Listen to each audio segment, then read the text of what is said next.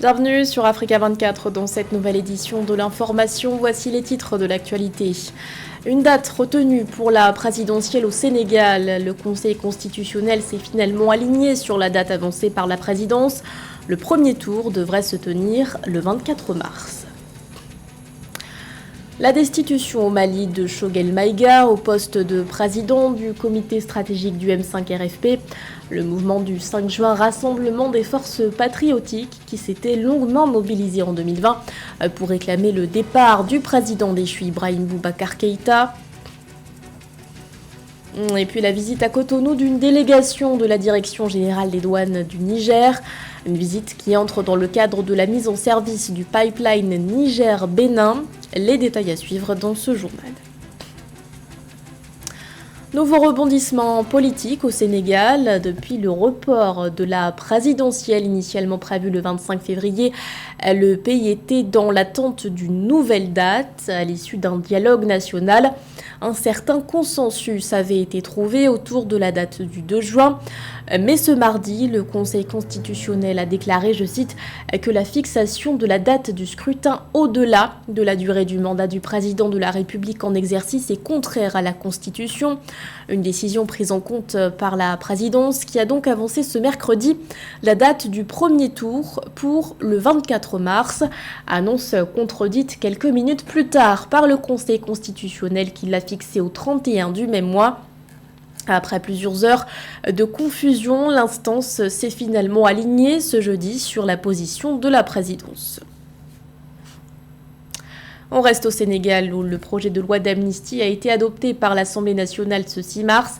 Il porte sur des faits liés aux manifestations politiques survenues entre 2021 et 2024. Un projet vivement décrié par l'opposition. Elle estime que ce texte favoriserait une certaine impunité. Les précisions de cher Omar Kamara. Le mercredi 6 mars 2024, l'Assemblée nationale sénégalaise a marqué un tournant significatif en adoptant le projet de loi d'amnistie couvrant les événements survenus lors des événements politiques entre 2021 et 2024.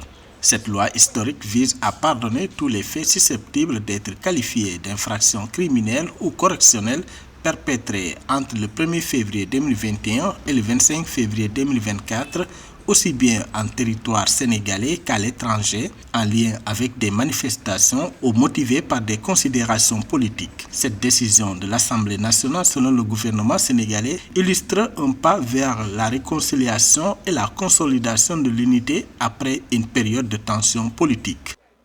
Peuple du Sénégal, nous sommes prêts à pardonner, comme Mandela. Est-ce que peuple du Sénégal, nous sommes prêts à nous réconcilier, comme Mandela le demandait? Est-ce que peuple du Sénégal, nous sommes prêts à nous regarder, à nous examiner dans notre propre conscience et à nous dire ce qui s'est passé ne doit pas se reproduire. Et pour que cela ne se reproduise pas, il faut que nous, ici, en présence, tous ensemble, que nous puissions dire, nous oublions cela, pour regarder vers l'avenir. La loi d'amnistie adoptée par l'Assemblée nationale sénégalaise marque un jalon dans l'histoire du pays en témoignant de la volonté des représentants politiques de tourner la page sur les discordes du passé pour construire un avenir meilleur pour tous les citoyens sénégalais. Le président Macky Sall est un homme pacifique. C'est un homme de dialogue. C'est quelqu'un qui veut laisser le Sénégal dans la paix. Il veut un legs d'unité. Il souhaite la pacification des cœurs. Parce que cette loi n'est même pas profitable au président Macky Sall. C'est une loi qui est profitable à ces jeunes, filles et garçons, qui sont dans les prisons. Et qu'aujourd'hui, nous devons tous militer pour le pardon. Seul Pastef a eu des victimes. C'est Pastef qui a eu 60 morts. C'est Pastef qui a eu 1500 prisonniers. C'est Pastef qui a perdu. C'est Pastef qui a perdu même son récépissé. Donc personne ne pouvait parler mieux que nous à notre place. Il y a eu une certaine tentative de récupération politique qui a échoué aujourd'hui. Pour rappel, des manifestations ont secoué le pays en mars 2021 suite à l'arrestation de l'opposant Ousmane Sonko et sa condamnation en juin 2023 pour corruption de la jeunesse et en février 2024 au report de la présidentielle. 13 morts ont été enregistrés en mars 2021 selon le bilan du gouvernement, tandis qu'Amnesty International en a dénombré 29 pour juin 2023. Les manifestations de février 2024 faisant suite au report de la présidentielle ont fait 4 morts. Les dissensions internes semblent s'amplifier au sein du M5 RFP au Mali. Le Premier ministre de transition, Choguel Maïga, a été destitué de son poste de président du comité stratégique. Une destitution actée par une partie du mouvement qui lui reproche sa gouvernance qualifiée de verticale. Elle n'a pas permis, selon ses détracteurs, de ramener la paix et la cohésion au sein du mouvement. Philomène Tine. Le mandat de président du comité stratégique accordé initialement au Premier ministre malien Choguel Maïga a été révoqué par le mouvement du 5 juin Rassemblement des forces patriotiques M5 RFP du Mali. Selon une fronde au sein du M5 RFP, Choguel Maïga avait un délai de 72 heures pour travailler à restaurer sans délai la cohésion et l'entente au sein du mouvement, entre autres. Cependant, ce délai a expiré mardi 5 mars 2024 sans que des actions concrètes aient été prises pour rétablir l'unité au sein du M5 RFP. On peut déjà comprendre que depuis déjà 2 ans, il y a déjà un effritement au sein de cette organisation. Donc il y avait un clivage en réalité avec 2 blocs essentiellement constitués du Premier ministre Choguel et ses camarades en réalité. Donc cette décision réellement, ce n'est pas déjà une surprise. D'autant plus déjà que le dernier réaménagement gouvernemental qui a été fait, on a vu que beaucoup de cadres du M5 RFP sont partis du gouvernement. Le M5 RFP fait face à des dissensions internes. Le Premier ministre Choguel Maïga, issu lui-même du mouvement, est accusé de trahir les idéaux du mouvement, remettant en question son action au service du peuple. Dans un contexte où les défis internes et externes pèsent lourdement sur la gouvernance au Mali, ces dissensions internes pourraient mettre à l'épreuve la stabilité du pays selon les observateurs. La question aujourd'hui, c'est ces structures doivent continuer à vivre. Avec le départ du cadre du gouvernement aujourd'hui, cela constitue une équation très difficile. Car selon eux, en réalité, le Premier ministre ne les a pas réellement soutenus. Cela reste encore tout à fait contestable. D'autant plus que ce gouvernement qui a été reconstitué aujourd'hui, il y avait une volonté derrière de l'armée de pouvoir récupérer certains postes en raison de l'échec de la cohabitation avec l'ancien président de la transition, le colonel Bandao. Et le Premier ministre Choguel bénéficie encore du soutien de l'armée. Le M5 RFP, issu de la contestation contre le précédent gouvernement au Mali, est un mouvement porté par des milliers de Maliens mécontents qui avaient sonné le glas de l'ère Ibrahim Boubacar Keïta et porté le gouvernement de transition militaire au pouvoir au Mali depuis juin 2020.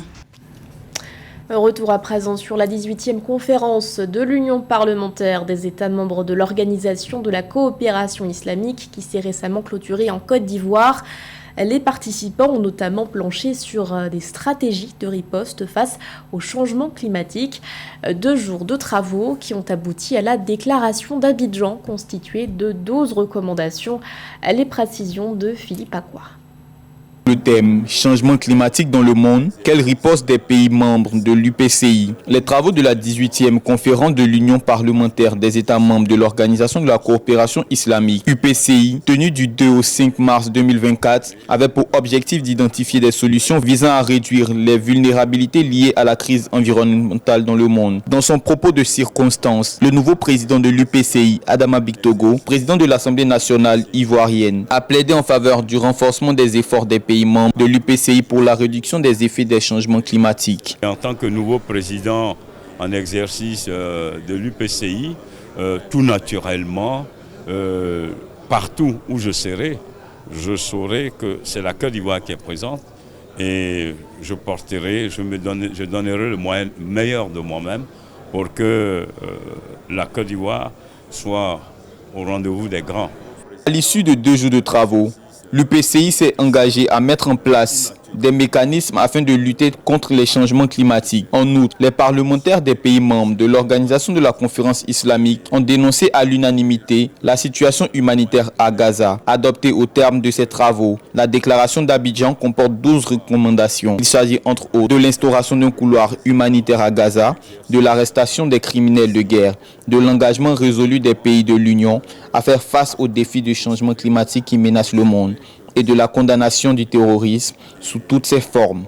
Mais nous avons abordé aussi le problème du terrorisme dans le Sahel, la guerre au Soudan. Donc tous les sujets ont été abordés. Je voudrais féliciter donc les participants qui n'ont ménagé aucun effort et qui pendant près de 4 jours ont donc donné le meilleur d'eux-mêmes. Et c'est la Côte d'Ivoire qui en sort grandi, parce que je peux vous dire que 2/3 des participants ne connaissaient pas la Côte d'Ivoire. Et ils en repartent d'abord impressionnés. La 18e session de la conférence de l'UPCI s'est terminée avec la désignation du futur président en exercice de l'instance, Puan Maharani, président de l'Assemblée nationale de l'Indonésie, dont le pays abritera la 19e conférence de l'UPCI, succédera à l'Ivoirien Adama Bictogo. L'UPCI est une organisation créée en juin 1999 par l'Organisation de la conférence islamique à Téhéran, en Iran, où se trouve son siège permanent. Il devrait transporter 90 000 barils de pétrole par jour. Le pipeline Niger-Bénin est officiellement opérationnel depuis le 1er mars dernier. Dans le cadre de sa mise en service, une délégation de la Direction générale des douanes du Niger est actuellement en visite à Cotonou, et ce en vue d'une installation permanente d'agents des douanes nigériennes au Bénin. Reportage de notre correspondant Lefti Ounou. Après la mise en service au Niger vendredi 1er mars 2024 du méga oléoduc qui relie le pays au Bénin, des autorités douanières nigériennes séjournent à Cotonou du 4 au 8 mars 2024 pour explorer les contours juridiques et matériels liés à l'exportation du pétrole brut via la station terminale du pipeline Export Niger-Bénin située à Semekrake à l'est de Cotonou. Entre autres travaux entrant dans le cadre de cette mission de prospection, faire l'état des lieux de l'installation des infrastructures d'exportation du pétrole brut afin de produire un rapport. Suite aux séances d'échange avec l'administration douanière béninoise et des membres de la société d'exploitation du pétrole, la délégation nigérienne a effectué une série de visites sur la station terminale. Sur un total de 8 stations de pompage, 6 sont au Niger et 2 au Bénin. La station terminale de Semekrake, point de chute, dispose de 3 réservoirs pouvant contenir près de 100 000 mètres cubes de pétrole brut. Il y a suffisamment de littérature sur ce joyau. Il s'agit quand même de l'énergie, il s'agit du pétrole, il s'agit du gaz. C'est essentiel dans le développement d'une nation en termes de revenus, en termes de fiscalité, en termes de fret. Et tout cela montre que nous sommes sur une bonne piste. Selon des experts, le Niger va amorcer le processus d'exportation du pétrole brut d'Agadem via le Bénin, pays de départ de l'exportation, par la bouée située en haute mer dans les 60 jours à venir. Conformément aux instruments juridiques internationaux auxquels les deux pays ont adhéré, les administrations douanières des deux nations entendent parvenir à des opérations de transit et d'exportation du pétrole brut dans de meilleures conditions. Nous, au niveau par exemple des douanes béninoises, tout est fait prêt. Nous sommes prêts. Et il y a des facilités qui ont été mises en place pour que le travail soit bien fait entre nos deux États. Le pipeline Export Niger-Bénin vise à écouler le pétrole du Niger vers les marchés internationaux via la plateforme de la station terminale de Semekrake. Long de 1980 km, il prend départ de la première station de pompage PSO1 de Djifa au Niger, traverse 5 départements du Bénin sur 675 km pour finir en un système d'aramage à point unique en mer dans la commune de Semekpodji. Divisée en 6 zones d'utilité, notamment de production des auxiliaires, de magasinage et de maintenance, de bureaux, d'habitation et les réserves, la station terminale de Semekrake PSO9 s'étale sur une superficie d'environ 250 000 m². Nous partons à présent en Guinée où s'est clôturé le Guinea Investment Forum, une 3e édition organisée à Conakry et qui a réuni environ 2000 participants. Le bilan pour les organisateurs est positif. Une enveloppe de 503 millions de dollars a été annoncée pour le financement de projets structurants. Reportage de notre correspondant Nabila Kamara. La 3e édition du Guinea Investment Forum s'est refermée le 6 mars 2024 avec une note d'espoir pour les organisateurs. Des engagements de financement estimés à 503 millions de dollars américains pour des projets prometteurs sont annoncés au terme de ces 3 jours d'échange entre opérateurs économiques et bailleurs de fonds. Pour nous, l'objectif fixé de mobiliser le monde des affaires autour de notre pays est largement atteint. Globalement, cette 3e édition du GIF s'est clôturée de manière satisfaisante avec la mobilisation globale d'un montant total de 503 millions de dollars pour le financement des projets structurants du secteur privé guinéen. Le Guinea Investment Forum, c'était aussi l'occasion pour les entrepreneurs locaux d'exposer leur savoir-faire et nouer des partenariats avec des potentiels bailleurs, mais aussi de mieux comprendre le mécanisme de financement et d'opportunités économiques des projets prometteurs. Pour nous, par exemple, le PEDAG est un grand partenaire. On a déjà une subvention avec eux pour 4 millions de rejets d'ananas qui vont faire 80 hectares de production. Nous sommes ici à trouver des partenaires pour exporter ce produit ou le faire transformer. Globalement, on attend que toutes les initiatives qu'on a entreprises en termes d'accompagnement de promoteurs dans une année ou dans les 6 mois à venir puissent se concrétiser réellement. Le Guinea Investment Forum a été marqué par 4 panels de haut niveau dédiés au climat des affaires, à la sous-traitance minière, à l'agro-industrie et aux infrastructures durables, mais aussi aux rencontres B2B. C'était le journal de la rédaction. Merci de l'avoir suivi. L'actualité continue sur Africa 24.